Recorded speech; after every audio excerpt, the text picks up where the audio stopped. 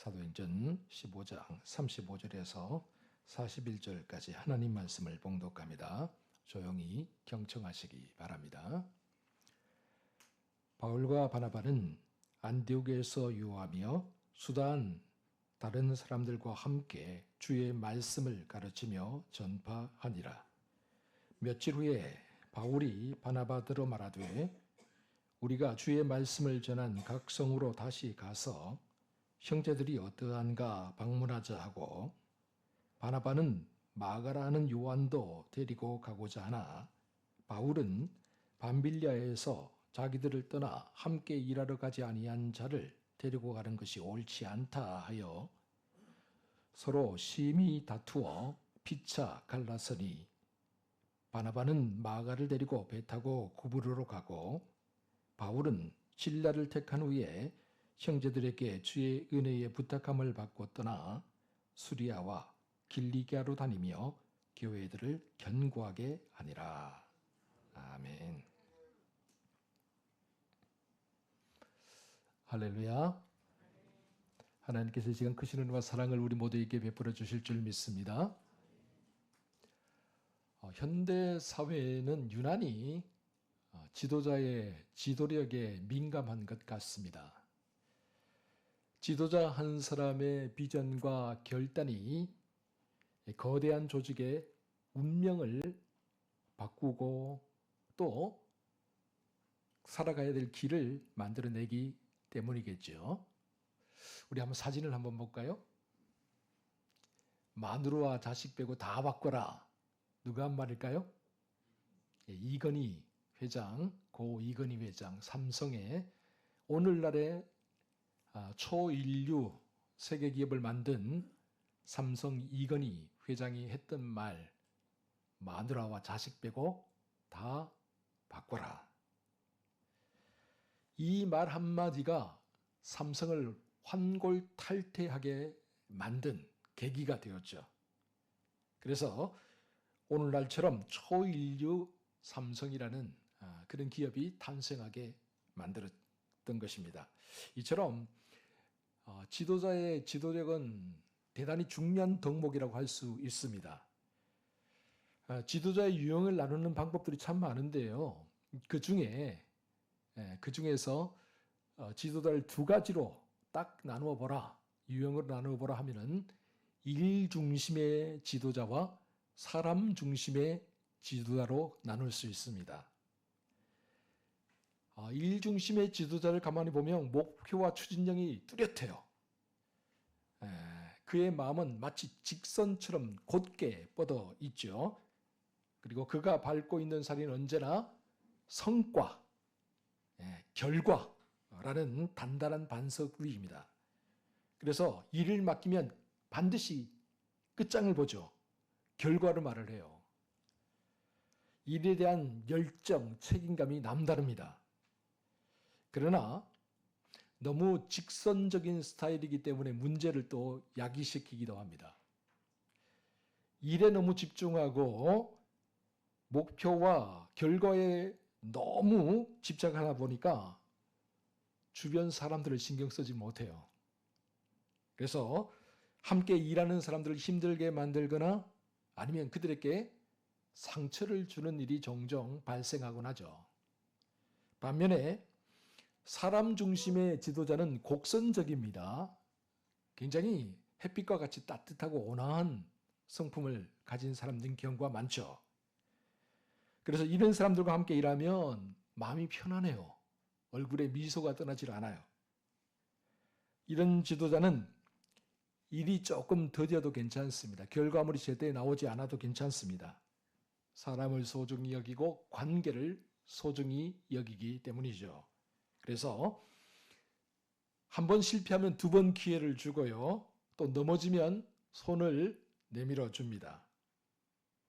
마음이 편안하고 안정감이 들죠. 하지만 이처럼 따뜻한 햇살 아래에서 일을 하다 보니까 일의 진행 속도가 더딥니다. 때로는 목표한 결과물을 만들어내지를 못하는 경우도 있습니다. 오늘 본문에도 이런 두 가지 유형의 지도자가 나오고 있죠. 한 사람은 사람을 중심으로 일하는 바나바였고, 또 다른 한 사람은 일을 중심으로 항상 생각하는 바울이었습니다. 바나바와 바울은 오랜 세월 동안 동고동락한 믿음의 동력자였습니다. 바나바의 따뜻함과 너그러움, 그리고 바울의 강력한 추진력과 결단성은 마치 활시위와 활과 같처럼 서로를 보완하면서 복음의 길을 열어갔던 것이죠. 누군가의 부족함이 다른 이의 강점으로 덮여지고 서로의 차이가 오히려 조화로운 능력이 될 수 있었던 겁니다. 그래서 두 사람은 수리아 안디옥 교회에서 서로 손발을 맞춰서 오랫동안 목회 활동을 하면서 안디옥 교회를 부흥 성장시켰을 뿐만 아니라 제1차 전도여행의 그 험난한 파도도 무사히 다 넘기고 복음을 전할 수 있었습니다. 그 누구도 닦아놓지 않았던 이 거친 돌과 같은 그런 돌밭을 걸어가면서 두 사람이 이방인의 들판에 복음의 씨앗을 마음껏 뿌리고 돌아올 수가 있었던 것이죠. 이처럼 이 두 사람의 연합은요, 안디옥 교회의 기초석이 되었을 뿐만 아니라 이방인들을 향한 복음의 깃발을 세우는 원천이 되었다라는 것이죠. 또한 우리가 지난 시간에 살펴본 것처럼 율법주의로 말미암아 안디옥 교회와 성도들이 흔들릴 때 이 두 사람이 예루살렘으로 올라가서 사도들과 함께 예루살렘 제2차 의회 회의를 열어서 이방인들을 위해 변호했죠. 그러면서 이신칭의 오직 믿음으로 말미암아 의롭게 된다는 복음의 심장부, 이 복음의 심장부를 지켜낸 사람들이 바로 바나바와 바울이었습니다. 그런데 이런 두 사람이 제2차 전도 유행을 준비하면서 난관에 부딪히게 되었습니다. 바울이 말했죠. 본문 36절입니다. 우리 함께 같이 읽어보겠습니다. 시작. 며칠 후에 바울이 바나바더러 말하되 우리가 주의 말씀을 전한 각 성으로 다시 가서 형제들이 어떠한가 방문하자 하고. 아멘. 이 바나바는 바울의 이 제안을 흔쾌히 수락했습니다. 왜냐하면 바울의 이 제안은 마치 오래전에 먼 곳에 나무를 심어놓고 열매가 제대로 맺혔는지 이 나무가 죽었는지 살았는지 궁금해하는 그 사람의 마음과 같았기 때문입니다. 그래서 바나바는 자기들이 돌아보았던 제1차 전도 여행지를 다시 한번 가서 교회가 제대로 섰는지 성도들이 제대로 신앙생활하는지를 살펴보고 싶었던 것이죠. 그래서 제2차 전도여행을 준비하게 되었는데 하지만 곧바로 문제가 발생했습니다. 여러분 어떤 문제가 발생했을까요? 본문 37절입니다. 함께 37절을 읽어봅니다. 시작. 바나바는 마가라는 요한도 데리고 가고자 하나. 아멘. 늘 사람 중심으로 일을 했던 바나바는 비록 제1차 전도여행 때 마가 요한이 이 전도여행을 도중에 포기하고 집으로 돌아가 버렸지만 아직 젊고 유능한 사람이니까 한 번 더 기회를 주는 게 좋겠다라고 그렇게 생각을 했던 거예요. 그러나 일 중심의 지도자였던 바울은 생각이 달랐어요. 제1차 전도여행 때 좀 힘들다고 자기 집으로 돌아가 버린 이 마가 요한을 다시 제2차 전도여행에 데리고 갔다가 2차 전도여행 때도 돌아가 버린다고 하면 어떻게 합니까? 위험 부담이 너무 크다는 거죠. 여러분, 바나바의 주장이 틀린 것도 아니고요. 바울의 주장이 틀린 것도 아니에요. 두 사람 주장 모두 다 일리가 있고 타당성이 있죠.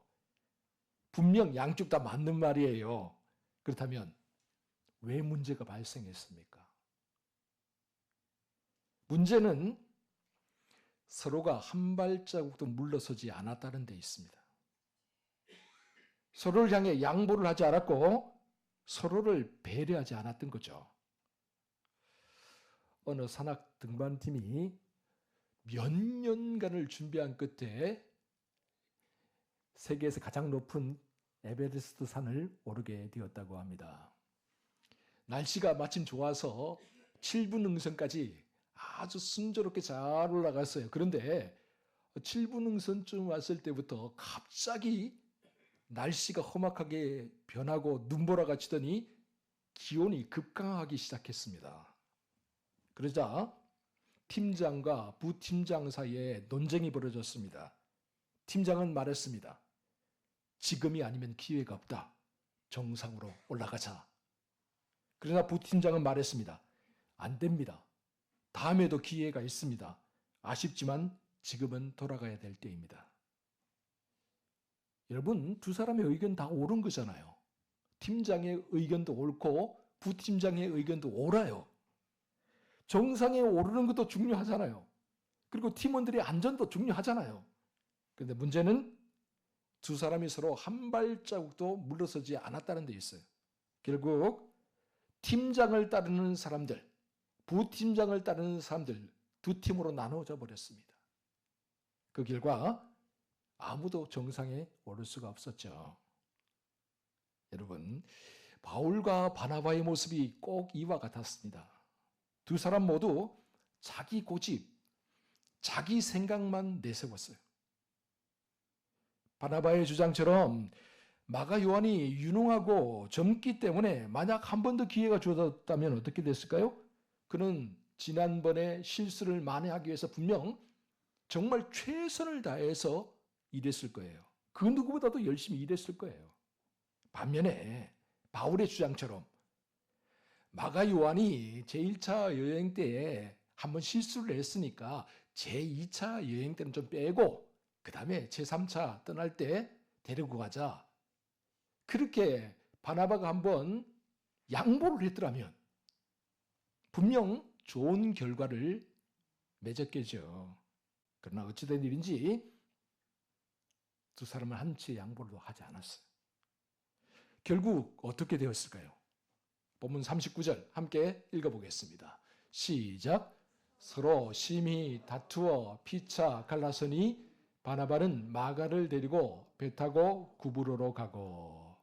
아멘. 사실 제가 양동교에 와서 12년 동안 있으면서 사도행전을 제가 강해하면서도 이 본문은 뛰어넘을 때가 많았습니다. 그만큼 우리가 아픔이 있는 세월을 지내왔기 때문에 그 아픔을 다시 되돌려 본다는 것은 너무나도 고통스럽기 때문이죠. 그때 제가 주일 사도행전 강의를 하면서 이 본문을 그냥 넘어갈 수가 없어서 함께 살펴봅니다. 바나바와 바울이 서로 의견이 다르다고 어떻게 합니까? 심히 다투었다. 이 심히 다투었다는 말이 그냥 말로 그냥 뭐 몇 마디 하고 만 게 아니에요. 헬라어 원문을 보면 서로 멱살잡이를 하면서 욕을 하면서 싸웠다는 거예요. 여러분, 그토록 오랜 세월 동고동락하면서 복음을 위해서 헌신했던 두 사람이 이게 멱살을 잡고 싸울 일입니까? 서로 조금만 양보하고 배려하면 될 일인데 왜 이런 방식으로 일을 해결하려고 하는 겁니까? 여러분 한번 생각해 보세요. 안디옥 교회의 대표 주자였던 지도자였던 목회자였던 바나바와 바울이 지금 싸우고 있어요. 그것도 전도 여행을 한다고 준비하면서요. 이 모습을 누가 지켜봤겠습니까? 여러분, 믿음이 연약한 안디옥 교회 성도들이 지켜봤을 거 아니에요. 그리고 항상 교회와 성도들에서 주목하고 있는 세상 사람들, 믿지 않는 세상 사람들이 다 지켜봤을 거 아니에요. 저게 예수 믿는 사람들의 모습이냐? 예수 믿는다는 것들이 저렇게 싸우냐? 그것도 안디옥 교회 지도자라는 사람들이 저렇게 싸우냐? 이게 무슨 망신입니까? 복음의 문을, 선교의 문을 막아버리는 거잖아요. 하나님의 영광을 가리는 거잖아요. 여러분, 바울이 바나바의 말에 한 번 더 귀를 기울였다면, 혹은 바나바가 한 걸음만 더 양보했다면 이런 일들이 왜 벌어집니까? 우리가 잘 아는 대로 바울에게 있어서 바나바는 단순한 동력자가 아니잖아요. 바울이 다메섹 도상에서 부활하신 예수님을 만나고 회개하여서 복음을 박해하던 사람의 복음 전도자로 변했을 때 그것을 유일하게 믿어주고 사도들에게 소개시켜줬던 사람이 누굽니까? 바나바잖아요. 그리고 예루살렘에 또다시 박해가 일어나서 사울이 예루살렘을 떠나 가이사랴로, 그리고 또 그의 고향이던 길리기아 다소로, 아라비아로 내려가서 10년이 넘게 머물면서 사람들의 기억 속에서 잊혀진 사람이 되었을 때 그 바울을 다시 고향까지 찾아가서 데리고 와서 안디옥 교회의 지도자로 세워줬던 사람이 누굽니까? 바나바잖아요. 그러므로 다른 사람이라면 몰라도 바나바에게만큼은, 바나바의 말은만큼은 바울이 좀 더 귀를 기울여주고 그 말을 따랐어야죠. 이 점에 있어서 바나바도 역시 마찬가지 아니겠습니까? 바울과 같이 영성이 깊고 은혜가 충만하며 바울과 같이 주님의 복음을 위해서라면 목숨조차도 아끼지 않고 내놓을 수 있을 정도의 사람을 만난다는 것 결코 쉬운 일이 아니죠. 뿐만 아니라 바울과 같이 바나바를 믿고 따르는 사람, 언제든지 마음 놓고 짐을 나누어질 수 있는 사람, 바나바가 다시 만날 수 있겠습니까? 그러므로 바나바도 역시 바울의 말에 좀 더 유의하면서 귀를 기울였어야죠. 그러나 어찌된 일인지 두 사람은 한치의 양보도 없었어요. 체면 때문인가요? 아니면 자기가 더 뛰어나다고 생각했기 때문인가요? 자신들의 주장을 꺾지 않았어요. 사람들이 다 지켜보고 있는데 서로 심히 다투고 피차 갈라서고 말았습니다. 사랑하는 성도 여러분, 우리가 신앙생활 하다 보면 의견이 다를 때가 있지요. 바울의 말도 맞고 바나바의 말도 맞은 것처럼 나의 말도 맞고 상대방의 말도 맞아요. 그럴 때 내 고집만 피우고 내 주장만 하면 어떻게 될까요? 바울과 바나바처럼 문제가 생기게 되죠. 아무리 내가 옳다고 해도 내 주장, 내 고집만 내세우게 되면 반드시 문제가 생겨요. 어딜 가나 마찬가지예요. 여러분 집에서 안 그렇습니까? 자녀들에게 내가 옳다고 생각한 그 주장을 해보세요. 자녀들이 아유, 아버지 어머니 맞습니다. 아버지 어머니 말씀대로 따르겠습니다. 그러던가요? 자기 주장도 있어요. 자기도 옳아요. 왜 내 말은 들어주지 않느냐고 그렇게 따지고 들 거 아니에요. 하물며 내 뱃속으로 난 내 자식들도 그런데, 여러분 우리 이렇게 다 성인이 되고 다 자라서 이렇게 살아가는 우리가 내 주장, 내 고집만 내세우면 뭐가 되겠습니까? 거기에서도 불신이 싹트고 되고 거기에서부터 다툼이 일어나게 되는 거죠. 여러분, 바울과 바나바가 믿음이 없어서 그렇다고 생각하십니까? 아니에요. 여러분, 바울과 바나바가 신앙의 연륜이 부족해서 그랬나요? 아니에요. 그들은 안디옥 교회의 대표 목회자들이었어요. 사도들이었어요. 모든 사람들도 존경받는 사람들이었어요. 그리고 정말 아름답게 10년이 넘게 그렇게 함께 동력하면서 정말 멋지게 교회를 세워왔잖아요. 그런데 그런 사람들이 멱살을 잡고 고함을 지르며 싸워요? 참으로 안타까운 일이 아닐 수가 없습니다. 그렇다면 오늘 우리는 어떤가요? 우리에게는 이런 일이 없습니까? 이 시간 냉정하게 우리 자신의 모습을 돌아보아야 됩니다. 내 자존심 때문에, 내 체면 때문에, 뭔가 나에게 돌아올 이익 때문에 내가 내려놓지 못하는 것이 있나? 상대방의 마음을 아프게 하는 것이 있나? 한번 생각해 봐야 됩니다. 서로 멱살을 잡고 고함을 지르며 싸웠던 두 사람, 결국 어떻게 됩니까? 서로 등을 돌리고 각기 다른 길로 가버리죠. 바울은 실라를 데리고 수리아와 길리기아 새로운 지역으로 나가게 됩니다. 바나바는 자기가 주장했던 마가 요한을 데리고 제1차 전도 여행 때 돌아보았던 지역으로 나가게 됩니다. 본문 40절 우리 함께 읽어봅니다. 시작. 바울은 실라를 택한 후에 형제들에게 주의 은혜에 부탁함을 받고 떠나 결국은 갈라서게 돼요. 일부 성경학자들은 바울과 바나바가 다투고 헤어진 것을 오히려 긍정적으로 해석하기도 합니다. 두 사람이 나눠줌으로 말미암아 이제 복음이 두 갈래로, 두 배로 선포되었으니 이것도 은혜가 아니냐 그렇게 이야기하기도 합니다. 물론 두 사람이 나눠줌으로 말미암아 복음이 더욱더 크게 확장된 건 사실이에요. 그러나 저는 이것이 은혜로운 싸움은 아니었다고 생각해요. 오히려 상처의 흔적일 뿐이죠. 고통의 잔량일 뿐이에요. 나무를 다듬는 나무 장인들이요. 나무를 깎을 때 원칙이 한 가지 있다고 합니다. 양쪽 칼날에 힘을 한꺼번에 주질 않는다고 그래요.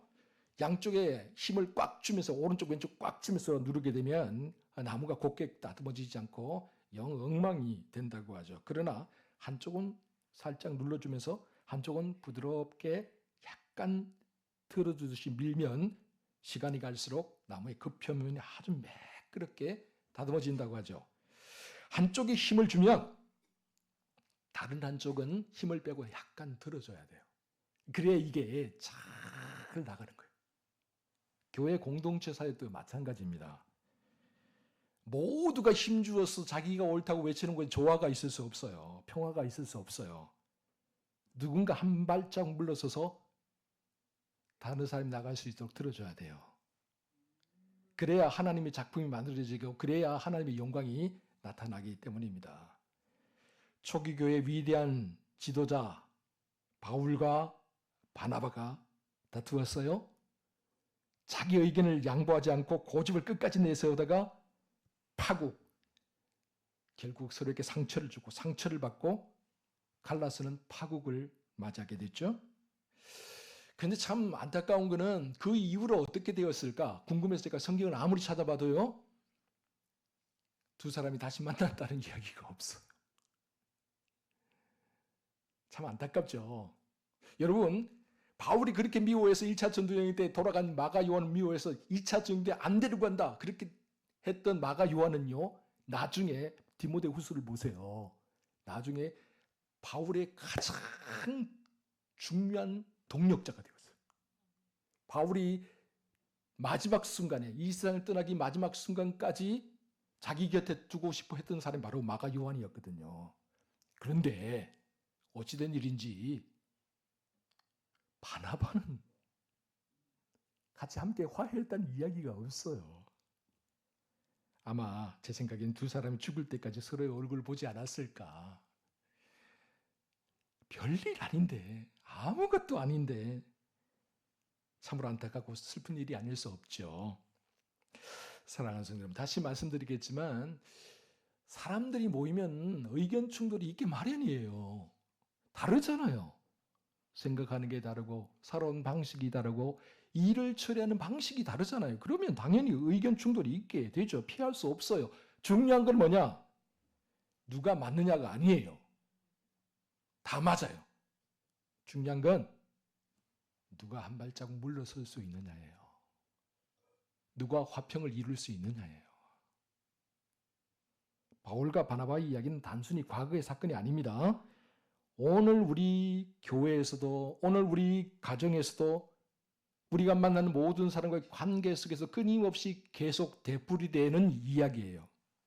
사랑하는 성도 여러분, 오늘도 우리 주님은 우리가 서로 멱살을 잡고 싸우는 손을 내미는 것이 아니라 서로를 배려하고 따뜻하게 붙잡아주는 도움의 손길을 내밀기를 원하십니다.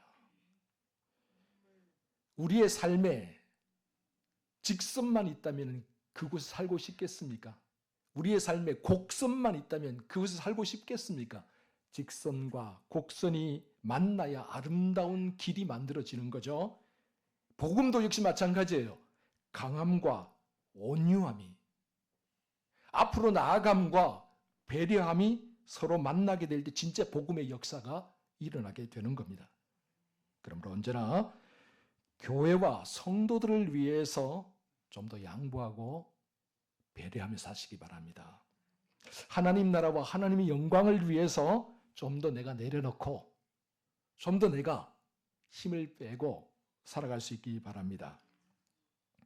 나의 생각, 나의 고집 한번 접으면 돼요. 나의 감정, 나의 체면 한번 내려놓으면 돼요.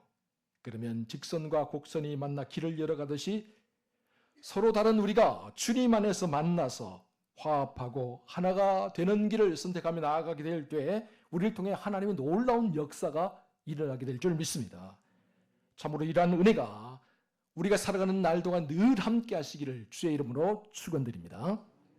기도하겠습니다. 사랑하는 주님, 오늘 말씀을 통해서 바울과 바나바의 갈등을 바라봅니다.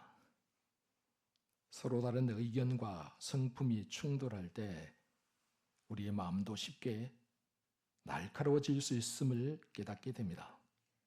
사랑하는 주님, 간절히 바라고 원하는 것은 우리가 서로의 멱살을 잡고 다투는 손이 아니라 서로 힘들 때 따뜻하게 붙잡아주는 손이 되게 하여 주시옵소서. 나의 옳음을 끝까지 주장하기보다는 사랑으로 한 걸음 양보할 줄 아는 믿음을 허락하여 주시옵소서. 강함과 온유함이 만나는 자리에서 복음이 자라고 교회가 굳게 세워지며 관계가 회복됨을 믿습니다. 사랑하는 주님, 이제 우리 양동 가족들이 서로에게 따뜻하게 손을 내밀게 하시고 서로를 조금씩 들어 올리는 디딤돌이 되게 하여 주시옵소서.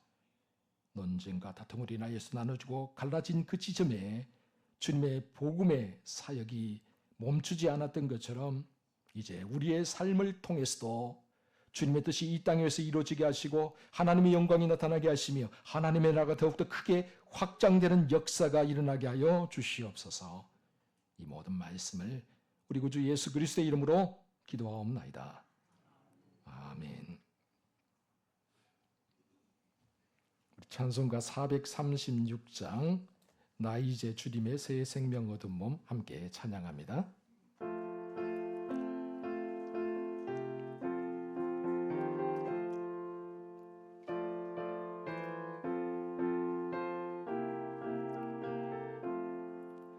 나 이제 주님의 새 생명 얻은 몸 옛것은 지나고 새 사람이로다.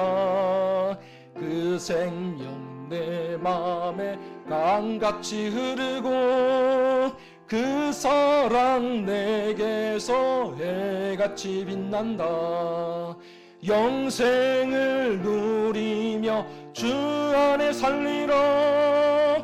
오늘도 내일도 주 함께 살리라. 산천도 주인 새 생명 얻으니 이전에 좋던 것 이제는 값없다.